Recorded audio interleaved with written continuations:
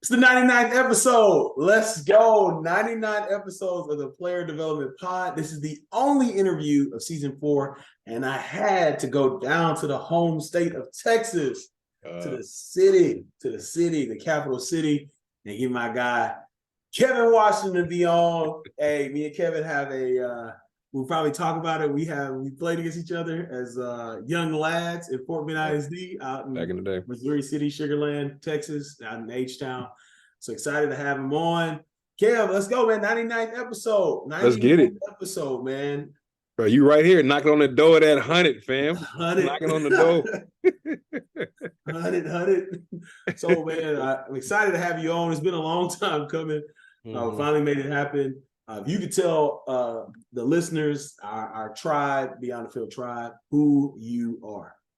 Man, yeah. So, like you said, Kevin Washington, born in Mississippi, raised in Houston. I'm just a guy that loves to use the gifts that God has given and has tried to use those opportunities to the best of my ability in every area. And so that is now looking like player development, getting involved with the church, getting to be a husband and a father. Like, those are the things on my heart. I also really enjoy creativity and being creative. And so I'm always trying to create something that usually finds its outlet with opportunities for our players, but also in some Jordan 1s too, which I know sounds really weird, but I got into Jordan 1s like a little while ago, mainly for what they represent, but I absolutely love it. So you can find me kind of looking at some of those, seeing if it's in the budget to grab another pair, or watching something on Miles Morales, because Into the Spider-Verse also, like, set a boy off right there. But all that kind of creativity stuff, like, that's me trying to get out, trying to stay active, move around, and help our student athletes and anybody else, out there discover their God-given potential and make sure they maximize every opportunity they get. So I'm not sure if that was a whole lot about me, but that's all I can think to say at the moment. No, I appreciate you, man. I want to go back to our what do they call it? Our high school days. I was going to get the Letterman jacket, but I don't want to get that hot. So I just decided to get the letter itself. You don't move that around. That's an H for huh? For huh? What is that? I don't know if you want to delve into the story of my Hightower Hurricanes and your Austin Bulldogs. Shout out to both Fort Bend ISD High School. I don't know what you're talking about. I mean, y'all was recruiting players. We just, we had the dudes in the backyard. We tried to make the best out of what we had. So I don't know what you're talking about. We were recruiting, man. It's 2000. So 2004, our senior year, because y'all beat us pretty bad our junior year. Like, I was like, yeah, that was. Mike Jones, who? Mike Jones. Mike Jones, hey, for real. He was like, man. Bad man. That's a bad man. Did not have an answer. They made sure our senior year that wouldn't happen again. And so, like, man, I remember, like, we're getting prepared to play y'all. This is like, y'all were running the spread before everybody else was running the spread, man. Like, y'all were doing the, like, kind of, it was just, that's when it was just coming around. I remember our junior year, I think Clemens was trying to run it, but it was Clemens. Nothing against anybody from Clemens watching. It just didn't work. And y'all to spread that out so we could run around. That's about the only way. Because when I was playing quarterback, we wasn't finna throw no ball a whole lot. That's for sure. No, y'all had, man, who y'all? David Jackson, who's the head coach at Crawford High School out there. Yep, D-Jack. Yep, D-Jack was in the backfield. And I remember Big Jimmy Miller. Big Jimmy, man. Yeah. Uh-huh. Yeah, so he has some dogs over there now. Man, he tripped me on the play, man. I was so mad. Like, we did a redirection stunt, and I was trying to get across. It was smart by him. He had to do what he had to do. We were taking enough risks back there. So, hey, if we're going to take a penalty on that one, I'll take it. Yeah, but we beat them 40-0. Everybody that's listening, that's unimportant. That's not the point of the story. Is put that thing on. Yes, you beat us 40-0, but then it came back that y'all was using illegal players, so you had to forfeit the game. Yeah. So you, like I'm saying, like you said before, like y'all had to cheat to win, to lose, because y'all ended up giving us the game back anyway. Yeah. Which, I mean, it was a technicality. I don't know if I ever told you I was one of the ineligible players. Oh, I remember for sure. Yeah. So this is the story. All right. So this is why you can help so many players. You're like, yo, I know what it's like to be wrongfully accused. And straight up. Say like, yo.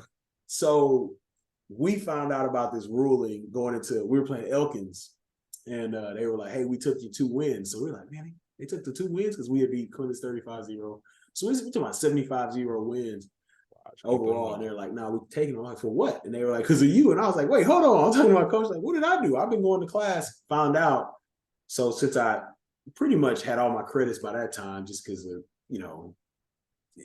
we're not gonna get in that because I don't want to sound I don't want to stay humble. But anyway, I had most of my credits, and I had 3 off campuses, and you had to be on the campus a certain amount of time. Mm-hmm. So I was like, man, so bro, they almost set us out. They said they're gonna set us out the rest of the season. Man, I have never ever seen so many people crying. Like my homeboy was like, boys is down the hallway with that like heavy body cry.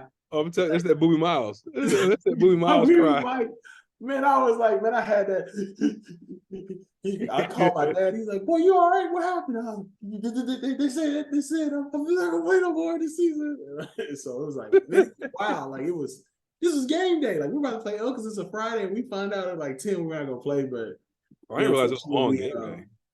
Yeah, fortunately, y'all got that dub. But yeah. Didn't help us out too much. We didn't have a great season. So. It hurt us because we ended up playing Katie in the first round, and you already know how that. Yeah, we know how that wound up. Yeah. So, I mean, I know you personally. You have a plethora of experiences, but let's talk about how you got into the player development role. If you could walk us through that journey from, your college days, and just, I mean, you have. I'm gonna let you talk. I don't want to talk too much. Talk to us about sure. Yeah. So, getting into it started back when I was still in it as a college athlete. Like, I was playing at the University of Notre Dame, so I was blessed to get a scholarship up there. That experience didn't pan out the way that I wanted it to. I got recruited by Coach Willingham, but before I got in there, he got fired. And so right before we got in there, he got fired and ended up playing. That's the AI. That's the AI, man.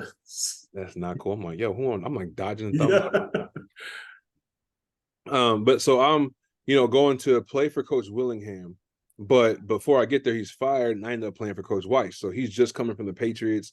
He's bringing Patriots to college football. So he's bringing professionals, Belichick, all that kind of stuff to college football with college student athletes, with college young men.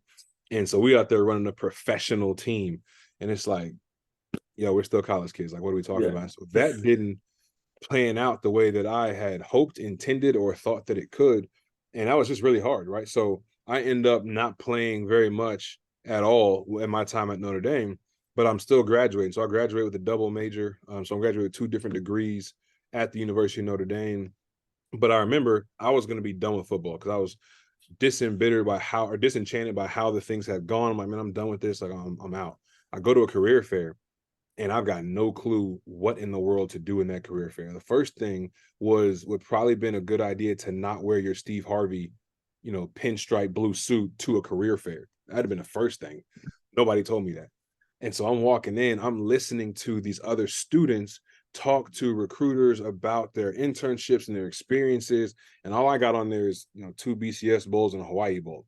You know what I'm saying? We only won one of those. So that ain't even that impressive. Right. And I start backing out because I have no clue what I'm doing. So I leave there, no clue what I want to do. And so by God's grace, I end up going to Abilene Christian University and continuing to play there while I did grad school. So I'm doing grad school, playing at ACU. I played for 2 years. At this point, I've had that moment of like, oh, snap, I got to start making something happen. It's not just get a degree and people come after me and want to pay me. So I realize that now. I'm at ACU. I'm joining the Alumni Association. I'm joining like the student mentors and leaders, and I'm balling out on the field, thankfully. So that was cool to redeem that, conference championship, all that kind of stuff, which is dope. I'm interning at a K-Texas, TV station because I wanted to be on TV and want to be a sportscaster. And then I realized you got to be broke. And I'm like, I ain't trying to be that broke to start off, which is funny when you end up find out where I end up. Anyway, but I start getting involved with like sports ministry. And so once I graduate from ACU, I got a decision to make. Do I want to try and go for the league, or do I want to take other opportunities? And I got a coach talking to me. He knew I was really interested in my faith. I wanted to help develop other people. He says, man, if you want to talk about your faith and help people, then pursue that, not the league. Or God will give you a platform to go do what you want to. So I stepped to the side and said, okay, I'm not going to chase the NFL. I want to help student athletes because I know what it's like to graduate from somewhere and not know what to do with myself. And I want to make sure I'm speaking into that. And so from there, I start working for FCA in sports ministry. And my wife comes on staff. We get to work together. So we're working to 3 universities in Abilene. So Abilene Christian, Hardin Simmons, and McMurray, working through all 3 of them. Keep in mind, we're both from Houston. We're both from Sugar Land. So we both went to Austin High School. There he goes, H down, hold it down. Yeah. So we're both from Houston. And so when our good friend Mikado, which you know Mikado over at A&M right now, Oh, he yeah. was at, U of H, like he's the U of H guy. And so he gets an Oh, opportunity, man. right? He gets an opportunity to go to A&M. He goes to A&M and calls and says, yo, I'm leaving. And he's like, man, you should like interview. So we, go up there, take an interview. They say, man, come on down. So Jordan, my wife and I, so my wife, Jordan, excuse me, my wife, Jordan, and I go down to the University of Houston, and we're still working for FCA. So we're still, doing like chaplaincy and stuff like that. But if we're doing that role, we're going to be doing more than just talking to people about their faith. And so we're talking to people about their faith, about their life, about their jobs, about careers. And so it's Jesus and everything else. You know what I'm saying? We're talking about all of it. And through that time, I'm there with Coach Levine. He gets fired, and then Coach Herman comes in. And so you know that because we was on the same staff working with Coach Herman. Yeah. And so at that time, I'm working with the guys, and we're still doing other things like we, helping put on a workshop here and there, coming to those, real life Wednesdays, he called them at the time. And so helping with those things at U of H. But when he gets the job at University of Texas, he gets up there and asks me if I come with him. And I'm like, oh, snap, this is hard. And this is when I had a panic. This is when I was like panic. I was like, man, how do I tell my boy Ed? Like, I don't want to mess like nothing up. Like, cause we too cool. Like, bro, I'll lay down a job if you want me to. But I come talk to you and you're like, bro, that's awesome. Like, congratulations. Yeah. Like, go do what you do. And so he brought me up to the University of Texas to just be player development. Mm-hmm. But it's because he saw how, I was interacting with the athletes at the University of Texas, at the University of Houston, and how we were just trying to create opportunities and thinking outside the box. And so since then, I've been here for the past 7 years, got to really build this role out. It was brand new when we first got here, like had just started up. And so I got to really kind of envision a few things, and it's been great just to put some stuff in place. And for the past 7 years, they've been helping our student athletes here at the University of Texas.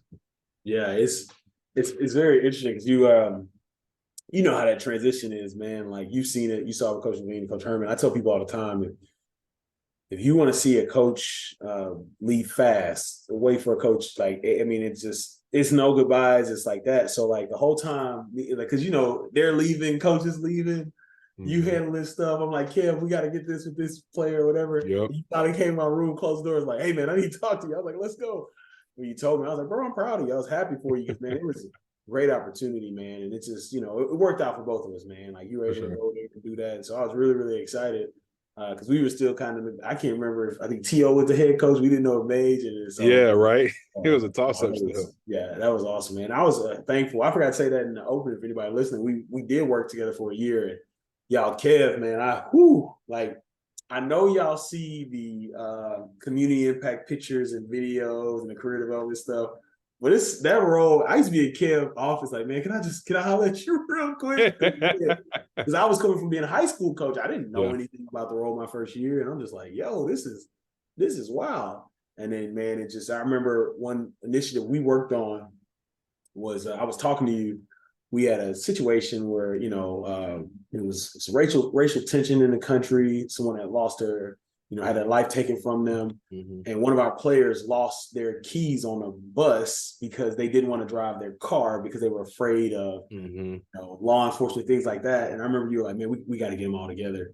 Yeah. And like that was a great initiative because we had our guys were able to talk. And it was really, it really helped our team out because we had people whose parents were in law enforcement. We had players from other countries who didn't understand it. We had players that were just afraid to come out of it. And so it was, that initiative was really, really good, and we got a lot of things done. So that was always remember that. Like, man, I was in the office. Like, man, he's like, man, let's get them all together. Like, we just go.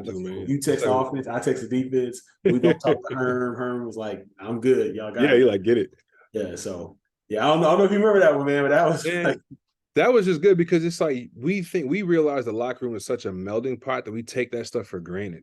Right. You know what I'm saying? It's like, bro, you got so many different walks of life that we could learn from, where y'all don't have beef with each other, with one another. And so it looks weird to you seeing everybody out there doing that stuff. Well, y'all need to have that kind of conversation so you can hear from both sides, hear from each other and be like, yo, I love you, so I'll listen to you. That's different. And so that was just a really cool opportunity to be able to, bring that out. And you say people from another country, like, yo, what is going on right now? Like, welcome to America, baby. And Big Dang was like, yo, what is this? Like, he was just confused. It's like, hey, welcome. All right, so next question we got here, man. what are your responsibilities or role? You can tell us some insights. You talked about being there. Come on, 7 years. Let's go, man. That's awesome. Like, you're one of the few people who, like, when I do my every year, like, your name never changes. I may do an episode on, like, the reasons why there's turnover or anything like that. But, you talk about building it out, but what have your responsibilities become? I don't know if you want to talk about Forever Texas, because, man, I remember at U of H seeing that. I was like, yo, okay, Kev. Like, all right. Yeah, for sure, bro. So my responsibilities, I usually break them down into 3 C's: character, community, and career. Character, because who you are is more important than anything you'll ever do.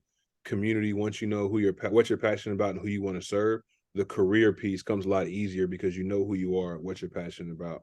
Now let's move towards a career. And so I break down those 3 C's, and that looks like anything from doing transition workshops and classes with our freshmen and transition or in mid-years and things like that. So we'll meet up in the summer or in the spring when they're first coming in to make sure their head isn't spinning too much and not going crazy.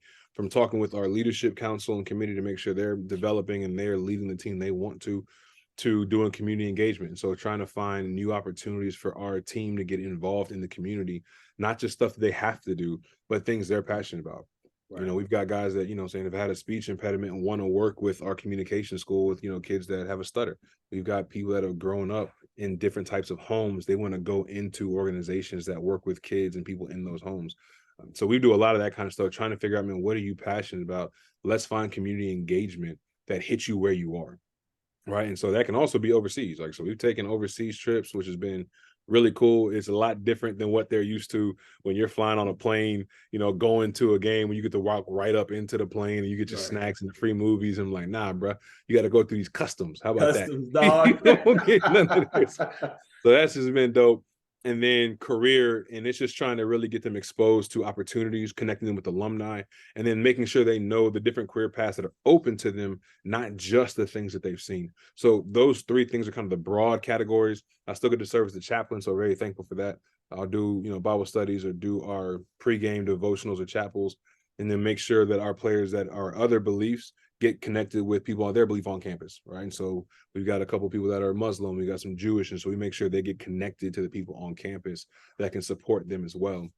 But then also just connect with our guys on a day-to-day basis. So you know how it is. Like, we're here, the door opens, then it's all right, cool. So they coming in, they close the door, it's time to talk. It's time to figure things out, helping them figure out schedules and how do they deal with this, and this person broke up with this person, and I don't know why they're tripping and all that kind of stuff. So that's it in a nutshell. And the Forever Texas you talked about is what we ended up naming the program, was Forever Texas, because you're not making a 4-year decision, you're making a forever decision. Like, it's going to impact the rest of your life.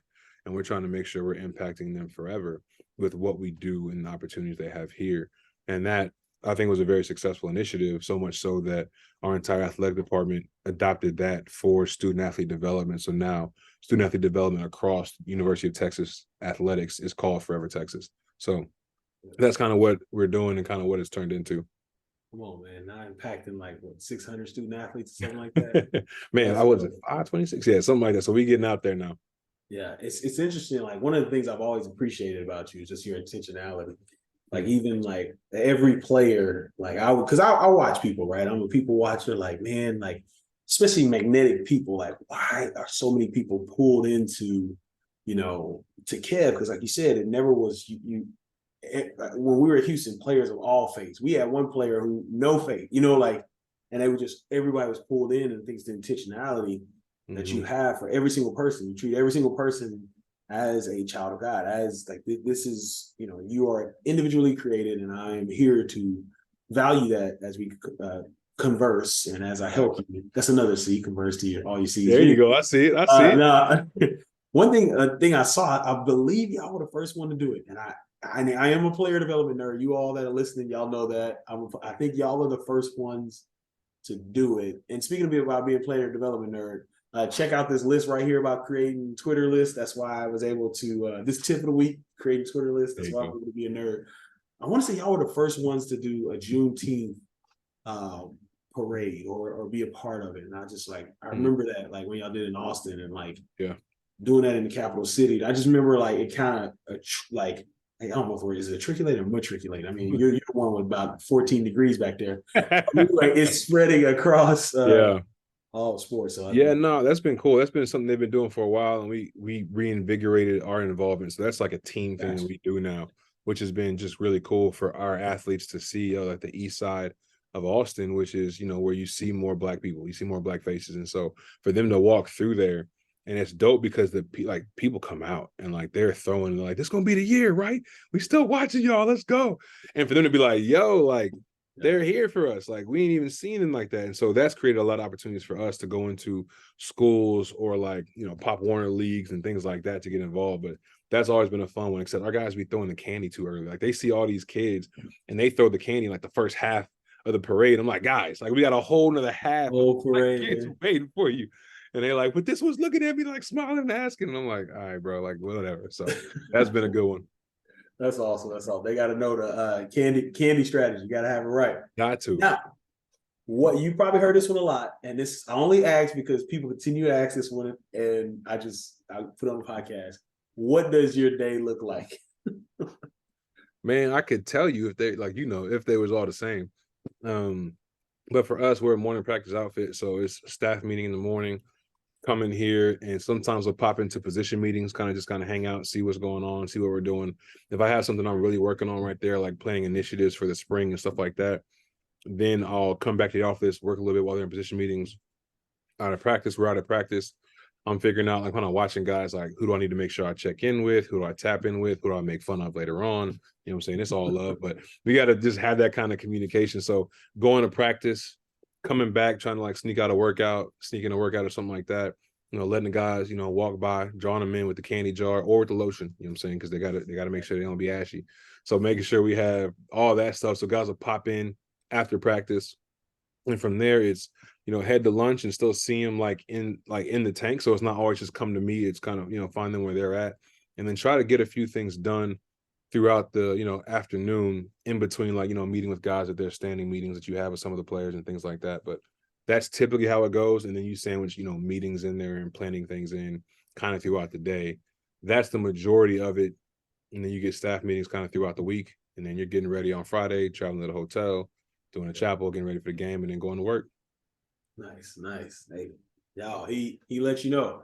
No day's the same, but he definitely has a structure.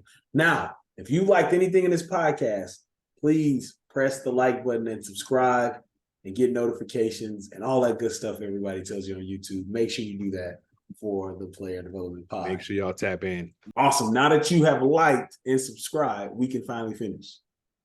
You've done it, right? Right? All right. Okay, so in the role, what's the biggest thing you've learned in the player development role? 7 years is, man, that's a lot. The biggest thing I've learned is that you got to keep learning. Like just a period point blank is because what worked 3 years ago is not going to work this year. Like before NIL, you probably had something, we had it all set up. Like, this is dope. This is great. We're going to do these things. Then NIL hits, you're like, well, that ain't it no more.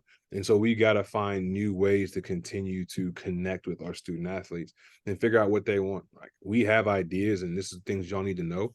But if they're not interested in learning that, then they're not learning that.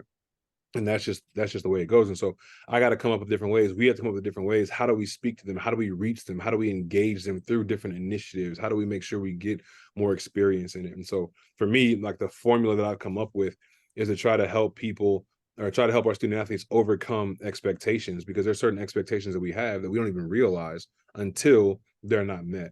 And so to overcome these expectations, we've got to have experience and exposure. And so everything that I try to do is how do I gain exposure for our student athletes? How do I gain experience so they're doing certain things, not just hearing somebody talk about them? If I'm not doing that, then I'm not being effective, to be 100% honest with you. And there are a couple of things that, you know what I'm saying, being older and having gone through stuff, there's some things that I know y'all need to know. I know they need to know. Yeah. But if I'm not giving that to them in a way that they can digest it, in a way that they like it, it's pointless. And so that's why, you give people what they want, you give people what they need in a package they want. And so they're not opposed to that stuff, but they're not going to sit there and listen to somebody talk to them for 45 minutes. Like, no, I'm good. Like, how do we do that in a different way? So the biggest thing is just keep learning. Like, you've got to keep learning and developing and trying new things as you get into this role. Yeah.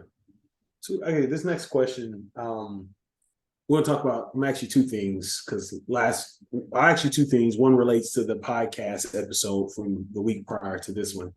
But what does support look like in the role to you? And you've had the experience of seeing two head coaches. We'll kind of talk about transition, things like that. But what does support look like to you in the role?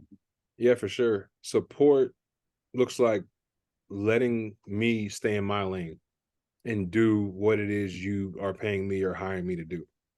Like if there's no trust there, then it's like, man, we got to find somebody that you can trust to do that. Like I don't go to any of our coaches and tell them like, I really think you should play so and so. Like the second I do that, is the second I'm out because that's not my lane. That's not my expertise. It's not something that I'm doing. And so when our coaches give me the free reign, it's okay. You are around this space. You know what's going on. You want to hold a workshop here. You want to have a topic about this. You want to bring this person in. Like to me, that's support because they're actually letting you do what it is you came there to do. And so that's support, but then also creating space for it. So it's like, hey, if I want to do a workshop, can I get this Monday or can I get this Wednesday? And so creating space for it, not just being like, okay, cool, I like that idea, but then not helping us kind of have the opportunity to put it in place. So giving that free reign to do what it is you get brought there to do, and then also creating space to do those things is support in my book. Nice. And like I said, last week's episode was about transition, and you have had two forms of transition. If you could just talk about what that was like, some advice. I know it's that part of the year, unfortunately, where staffs are changing, things are happening. Like either your coach is getting hired, like when Tom Herman took you to Texas, or unfortunately, you've experienced where the coach that brought you there is no longer there. Mm-hmm. And you are held on or rehired, whatever the right word there, by the new staff. So if you kind of talk about that transition, because there's a lot of people that checked in last week about transition. I was trying to encourage people during that. But if you could just talk about like some practical things. I know you are one of the most practical people I've ever met in my life. So if you want to talk about transition and both experiences you had, transition into the role and then transition with a new staff. For sure. Transition into the role was different because, I was a free hitter, if you will, kind of like I do some things here and there and that's it. Whereas getting into the role had to be a lot more structured, had to figure out, okay, what are the aims long-term, not just, hey, I can plug in and do this one thing. So that was different for me. Like I had planned camps before and raised money before and done all those things, but hadn't done it in a place where, okay, now you're doing this for a university for one specific team. So that was different in learning, all right, what are they wanting from this? And how do I provide that in a way that is still me, but then is also still giving them everything they want while reaching the student athletes? And so I got to make sure I'm speaking to them. I'm helping them while serving the coaches as well, because they care about the student athletes enough to have me in the position. And so that was just different from the administrative aspect of it. A lot more resources. And so working for the ministry, I knew who I knew and could, I can connect and make more connections. But when you get to a university, it's like, bro, you got on-campus people, you got athletics people, you got alumni, you got donors. And so it's like your head is just spinning with all the different resources, whether that be people or organizations or clubs, anything like that. And so that was just like, okay, I got to wrap my mind around this, which is like, I think I've heard you say before. It's like, let me just sit back and like learn. I'm not going to come in here off rip saying, all right, this is our plan, this is what's happening, because I don't know the landscape and I don't know the people there. And so until I learn the geography and the people here, it was sit back, let me learn, observe, and then kind of learn about my new role. When it comes into transitioning with the coaching staff, it's keeping in mind, one, your work has to speak for itself. And by work, I also mean the relationships. Because if your relationships aren't talking for you, then there's not a lot going on. Because if somebody can say, yeah, he does a lot of great work, well, what do the players think of him? Well, I don't really know. He don't really talk to the players. All right, well, then he shouldn't be talking to our players now. Like, he could be talking to them no more. Mm-hmm. And so your work will speak for you. How about this? Your work speaks for you, but your relationships turn that volume up.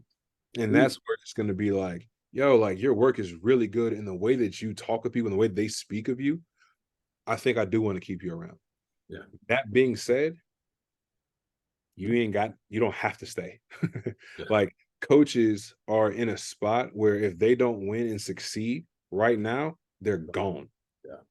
And so when you've got so much riding on you and you're bringing in a staff and there's other families and people's depending on you being successful, my work and relationships, they may give me, a foot in the door, but that doesn't that doesn't entitle me to staying. I got to keep that in mind, because that coach has relationships.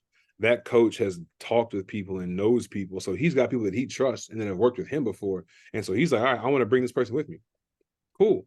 That's not making a judgment statement on me. He just has a direction on what he wants to do.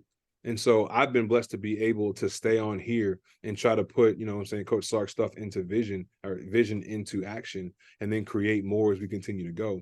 But it's also just sitting there like, all right, he doesn't owe me anything.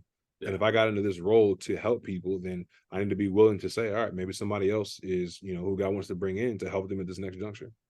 Nice. Appreciate you sharing that. Now, before we move to the advice part, I want to talk about, you know, some things. I'm a big believer in being like well versed. Maybe it was something that they had in that Fort Bend ISD water we were drinking. It's like it's hard for me just to stick with one thing. I like doing a lot, and I know you have fused, you know, your background in faith and your background in athlete development, athlete experience together into a cohesive curriculum, or, you know, that curriculum, or I was at a symposium.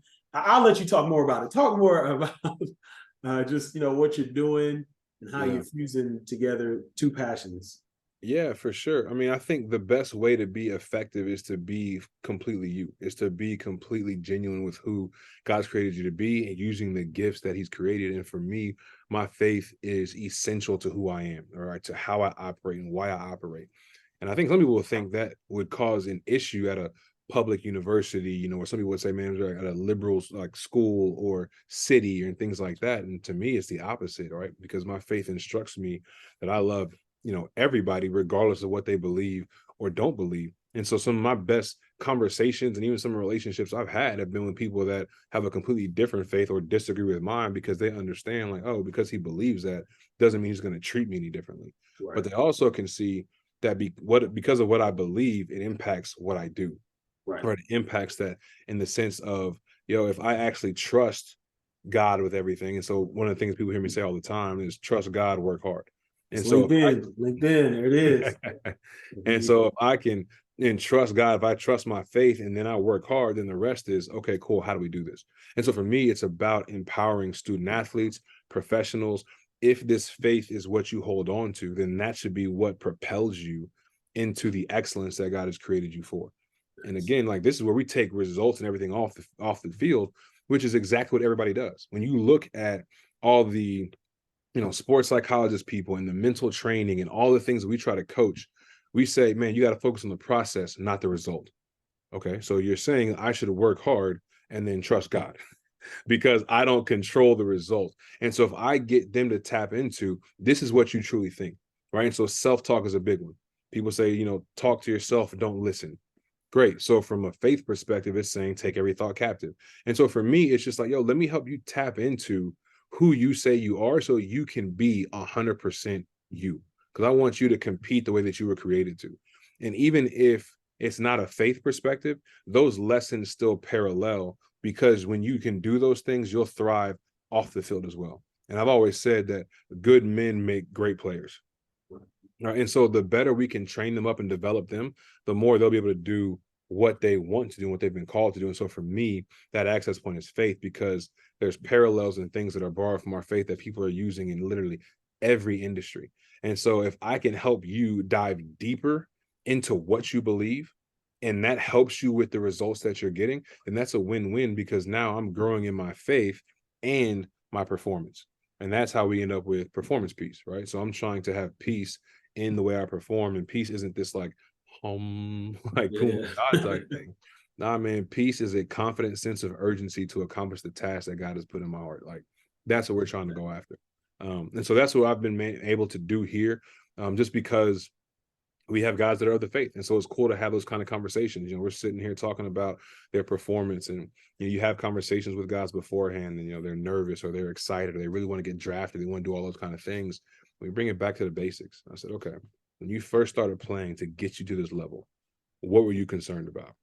It's like, man, I wanted to beat the other. I wanted to just play first and foremost. Like I go to sleep in my, in my uniform, go to sleep with a football. I just wanted to play the game first and foremost. Yeah. Then I wanted to get the fruit snacks and whatever after the game with my parents and talk about it. And I said, yeah, bro, but it's not until you started getting the rewards that you started having the anxiety, because now we're starting to focus on the rewards instead of what you love to do. And if we can bring that back to say, who's going to love you regardless of what happens?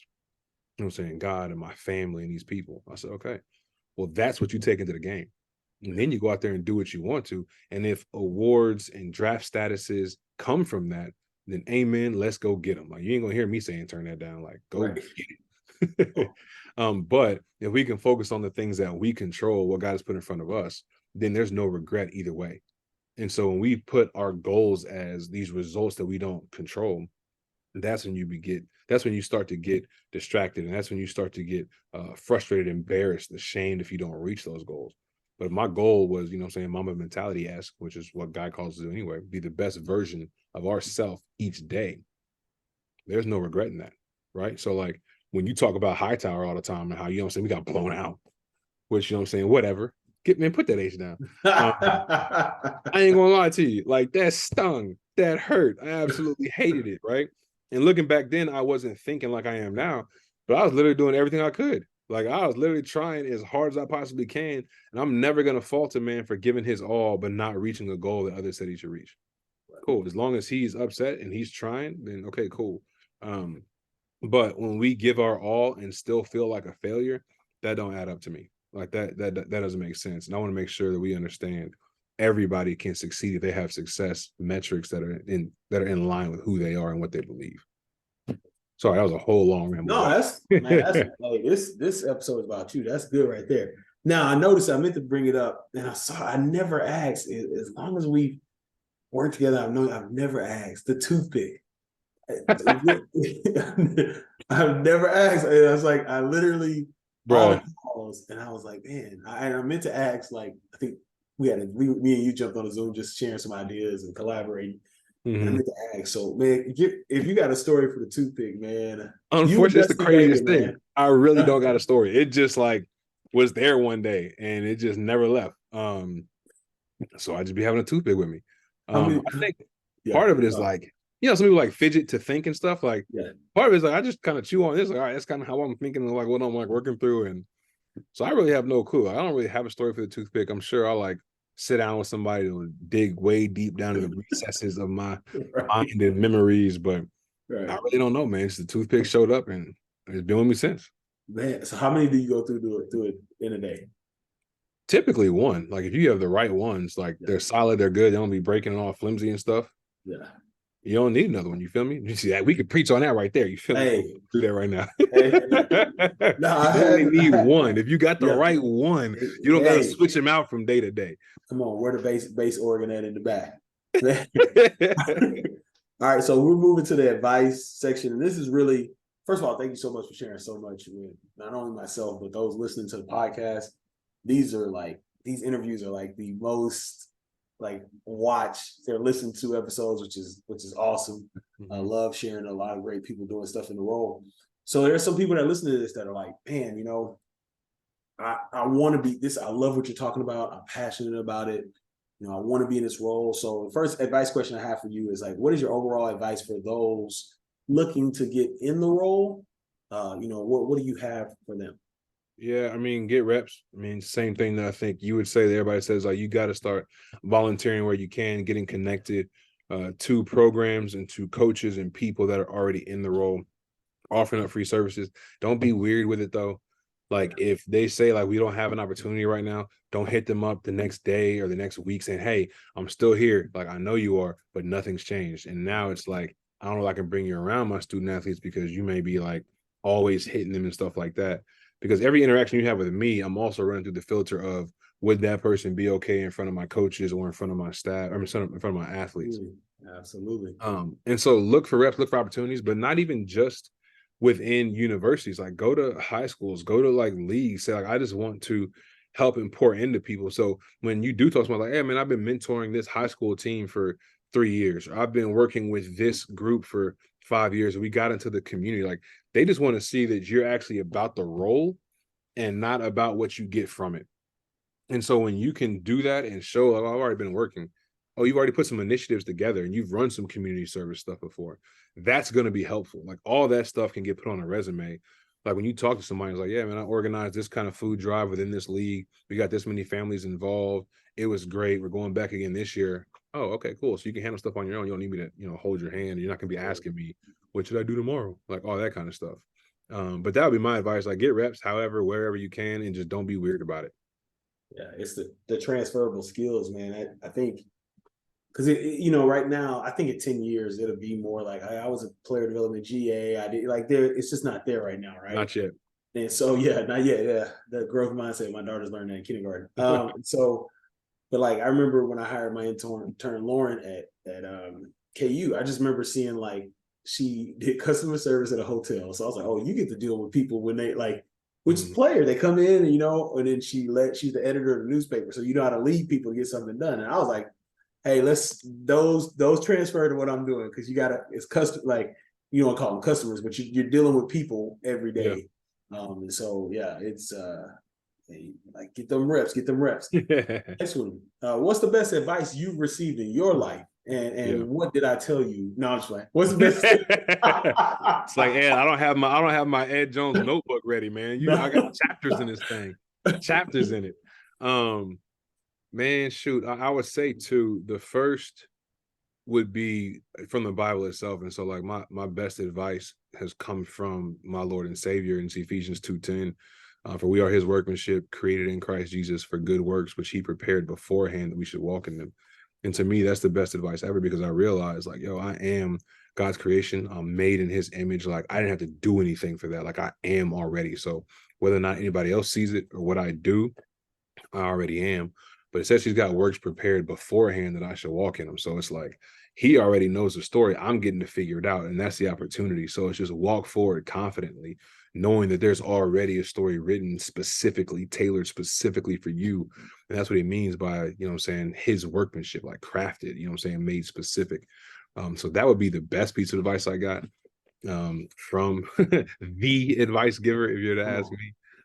The second, though, if I'm taking it out of the faith realm, it's not going to go too far, but maybe adjacent would be the MLK quote when he's talking about the street sweeper. It says, man, if anybody is a street sweeper, then let him sweep streets so well that the whole host of heaven stops and says, here lived a good street sweeper. Like, do what you do to the max that you can do at whatever you do. And the rest will find you. Like, the rest will open up. And even if other things don't open up, you've got nothing to regret because I literally used the best of myself in every situation that I had. But those would probably be like the two best pieces of advice that I've gotten. Appreciate that one. That confidence, man. I'm about to go reread that one today, man. Walking in confidence. Come on. Our next advice question. Do you have a practical nugget of wisdom for those in regards to programming responsibility? So this is as practical as possible when it comes to programming in a role, getting things done in a role. That's hard because I feel like you've already said it all. So you guys should all go back and listen to episodes 1 through 98. Hey, we'll get all the practical nuggets and wisdom you could possibly get. Yeah. Man, I would say the biggest thing is maximize your gifts and then bring other people along that are gifted where you're weak or are gifted in areas that you're not. Like, so one of the things I tried to do early on was like, I got to do everything. Nah, fam. Like I'm not everybody and everything. There's certain things I'm really good at, and there's certain things that I go to our school and use the resources that we have there or in our athletic department where we bring somebody in.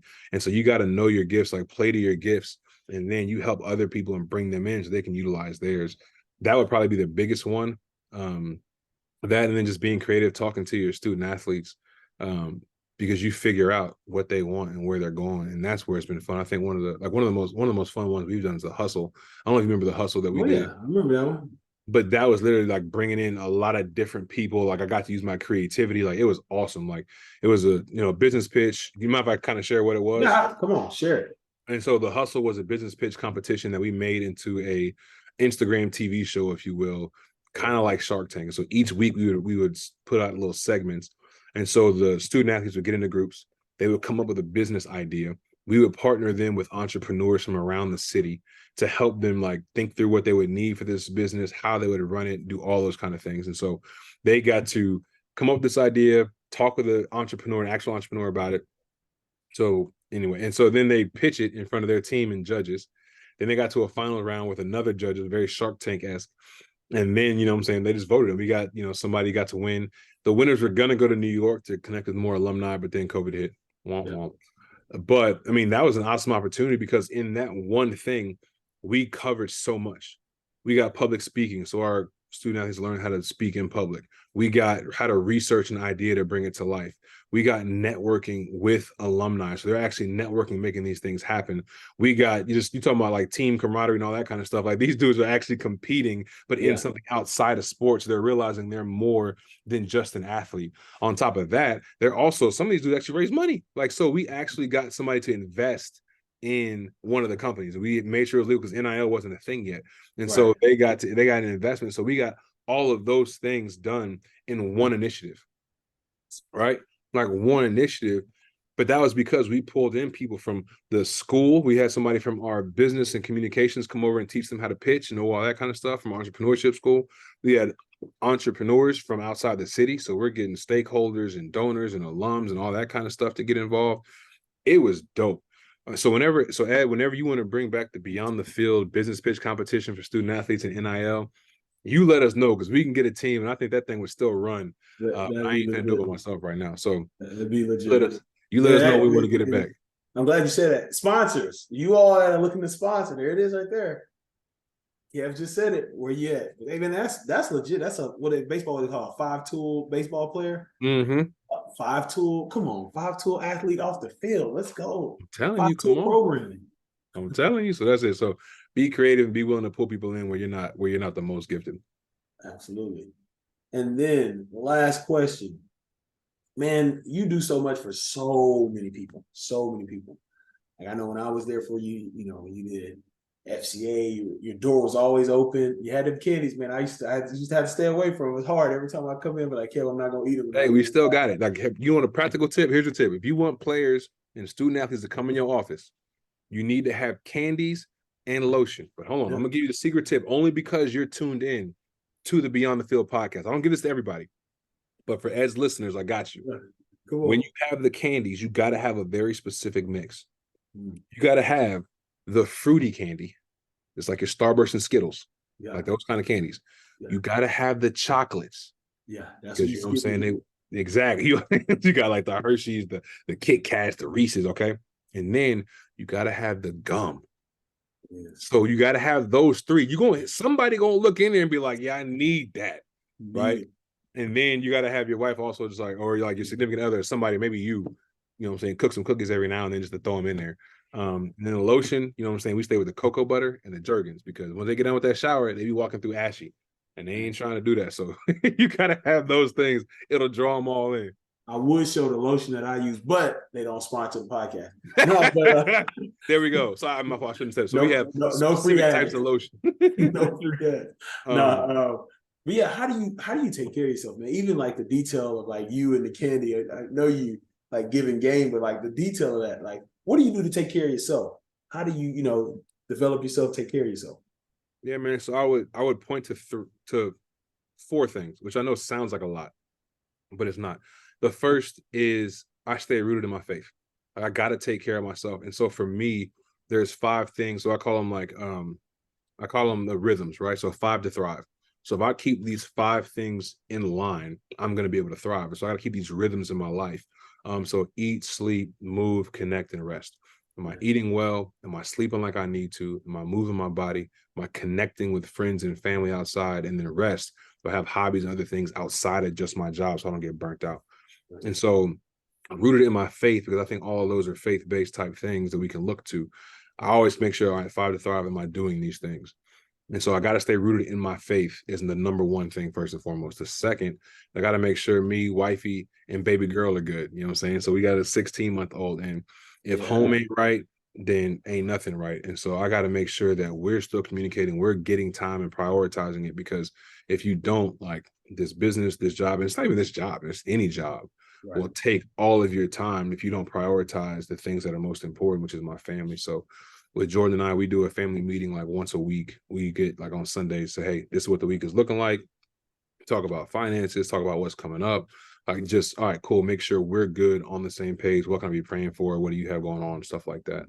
And then we try to protect one night a week where it's just us, where it's like, ain't nobody coming over. We ain't going nowhere. Like, this is our night. If you call me on that night, then you're going to voicemail. Or if Jordan sees your name and likes you, like she sees Ed Jones, she's like, oh, answer that. I'm like, okay. I appreciate you, Jordan. So protecting that, you know what I'm saying, stay rooted in my faith. Make sure, you know, wifey and I are good. So we're always solid, prioritizing family. And then making sure that we have like daily retreats. And so it's like, not daily, excuse me. And so we talk about like daily have a time where you just kind of like relax and do something for like 20, 30 minutes, like where it's just you time to do whatever you want to. One day a week where you do nothing work-wise, right? So that's the Sabbath, right? So one day a week. And it is amazing how you come back. Like, I love like Mondays, I be fired up. You know what I'm saying? Like Thursdays be a struggle, but Mondays, I'm fired up because that's Sunday, like that's a day of rest. And when you actually cut off doing all the work and give your brain and your body a chance to chill, then you're actually fired up. You know, okay, cool. I got ideas. I want to think about this stuff now. So once a day, once a week. And then, you know, if you're going to jump it, like take one kind of vacation where you just unplug all the time. And you're just like, yo, I'm taking a vacation. I ain't thinking about y'all. I ain't calling y'all. If you calling me, it better be something like huge going on. Like I'm talking like, okay. You feel me? Like that's fine. But other than that, don't mess with me. And so keeping those rhythms to kind of replenish are the different things that I would say I do. So I kind of gave 1 and 2 together, but taking care of my faith, those 5 to thrive rhythms, making sure family is good and protecting that time. And then taking that time, like, you know, daily taking like 30 minutes or so. And then once a week, taking time to rest. And then once a year, making sure it's like, let me just unplug and just kind of connect with family and the Lord and all that kind of stuff. That's awesome. Like I learned the biggest lesson. This is going about the Sabbath I learned. And this is going to tie back our story. The biggest lesson I learned, I was coaching. I went back to Hightower to coach. I think it wasn't a year before I went to U of H, but I went back to Hightower to coach. We lost to Austin, your alma mater. We were 0-3. And our head coach literally said, y'all might think I'm crazy, but we're not coming in on Sundays. Like, y'all go spend time with your family. He's like, Joe, at the time I was single, he's like, Jones, I know you single, don't come in here. Just go do something. And we ran off 7 games in a row in one district. Like, it was the biggest, and my coach wasn't even like, I don't know if he's a believer or not. He was just like, we got to do something. Like, y'all, we can't be on Sunday. And just, you know, so one of the biggest lessons I've learned in life came from losing my second loss to the Austin Bulldogs. All right.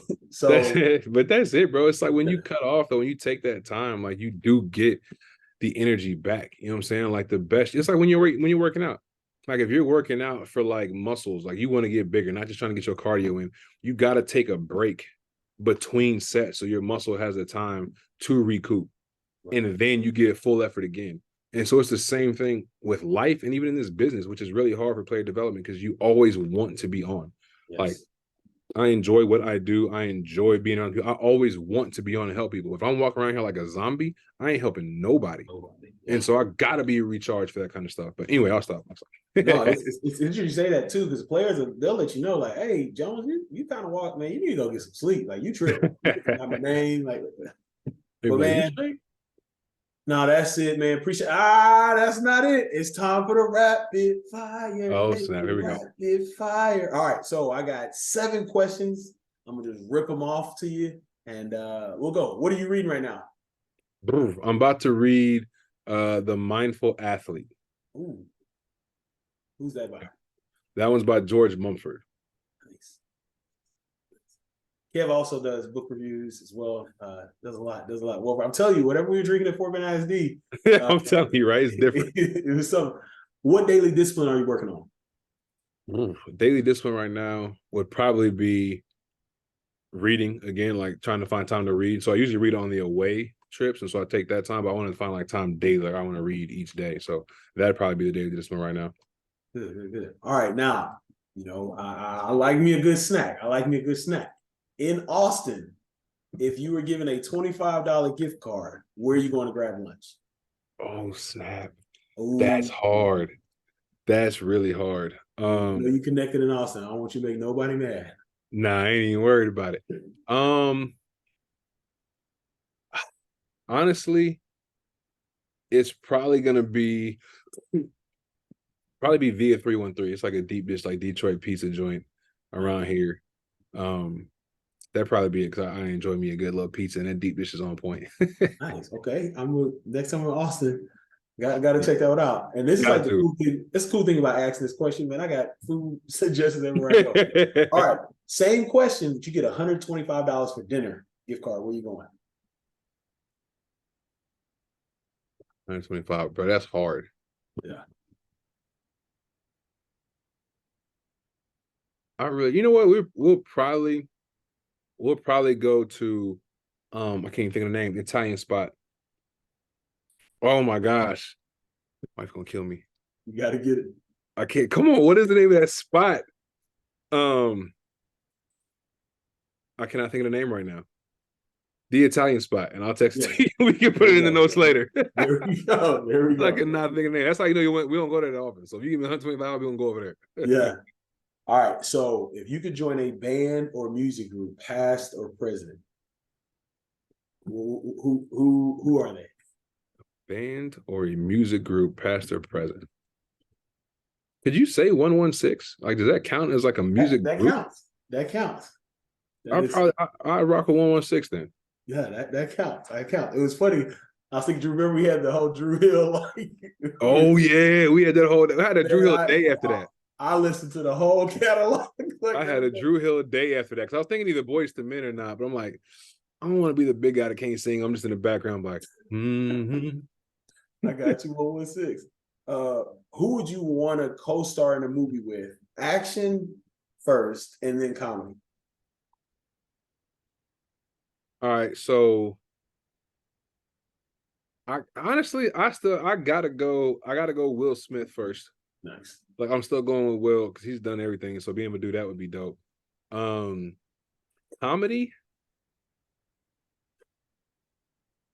You know who seems like a cool dude? I think it'd be funny. It'd probably be Kevin Hart or Jack Black. Yeah. Only because they're hilarious. Hilarious, yeah. But then also like they do a lot of side hustle stuff. So I'd be picking up game just from like all the stuff they're doing on the side more than just the comedy because they're funny type stuff. They are two that I rewind because it's just like you said, like some little face or little gesture they had, like yeah, bro. Because that's like you watch Jumanji. I can't remember. I think I did on the plane, but I fell asleep. I think I started. Bro, you got to go back and watch the first Jumanji with The Rock. And The Rock, see, The Rock is another one. I might have picked him too. Yeah. But The Rock, Jack Black, and Kevin Hart, that movie had me rolling. I almost peed in the theater. I'm about to watch that one. That one's hilarious. I'm gonna watch that one. And then two more. What sport do you wish you played growing up? Yeah, man. You played them all because you in the Austin high school. Oh, yeah, for sure. You said what? I definitely played them all. So wish I played just to play it or wish I was like good at? Just a sport you wish you would have picked up when you were younger. I wish I'd have picked up golf. Mm-hmm. Just because it's actually, no, I don't. Scratch that. I wish I'd have picked up tennis. Oh. Because that's something you can still play. Like people still play like when they're older and stuff like that. And I don't have the patience for golf. I'm not gonna walk around for no 18 holes. It was that, or I wish my dad would have made me a deep snapper. Because I'd have been trying to be in the league for like 20 years, no concussions, just be chilling. You run what 42 40s during the year? Bro, I'm trying to be the only deep snapper invited to the combine. Like, all right, let me see if I can get these 225 up. Crazy story about deep snapping. So like we had where I live, we had a pole, light pole right in front of our house in the cul-de-sac. So I would go outside at night and I would just snap and I would just bing, bing, bing, bing. And I snapped it like this, but my coach wanted me to snap it like this, which is the correct way, like you're passing it. And it messed up, it messed me up. And I was at Hightower, and I'll never forget the last time I snapped the ball. We were playing Hastings. I think it was my sophomore year, maybe my junior year. And I looked at the punter and I'm sitting and I could see, like literally as I said, I could see his face and he winks. And I'm like, bro, he about to do something crazy. So I'm like, I got to give him the best snap ever. So I literally snap it. It hits him like it's going right here, which he kind of like does like the like it was to the side. He tries to run for the first down, and I'm talking about 4 Haston Bears knocked him out. Like, I mean, he got rocked. And then here I am, of course, and guess who gets chewed out by the coach? Me. Because I was like, it wasn't a bad snap. Go watch the film. Now I'm talking back to coaches. And, oh yeah, that's a wrap. That's a wrap. That was it. That was it. Last question. How can our audience or our group, people listening, how can they find you and support you? Yeah, for sure. So you can find me on LinkedIn, Kevin Washington. You can find me on Instagram at KevWash630. And then I'll have a couple things, website coming up soon, just so I can, like you talked about with performance piece, I want to help all our professionals connect what they believe and how they perform. And so they can be looking for that on the lookout. They can be on the lookout for that. But right now, Instagram, you can hit me, and then LinkedIn, you can hit me. Man, we'd love to connect with anybody that wants to. Perfect. That is it. Kev, thank you so much. Thank you so much for being here. Thank you for ending season 4, our last podcast episode, because you all that are watching, next week we are going live 100 tips of player development. Yes, 100 tips. 100. How long? 100. I hope my battery can last that long. I'm gonna try and stay concise and get it within an hour and a half.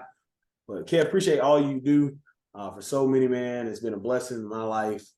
Me and Cree personally, because our relationship with you and Jordan. Just appreciate you, all you've done, man. And thank you for joining the pod. We finally got it done. Hey, finally, man. I finally got to the big leagues. I appreciate you having me on, my guy. It's been a pleasure, man. Yes, sir. We'll see y'all.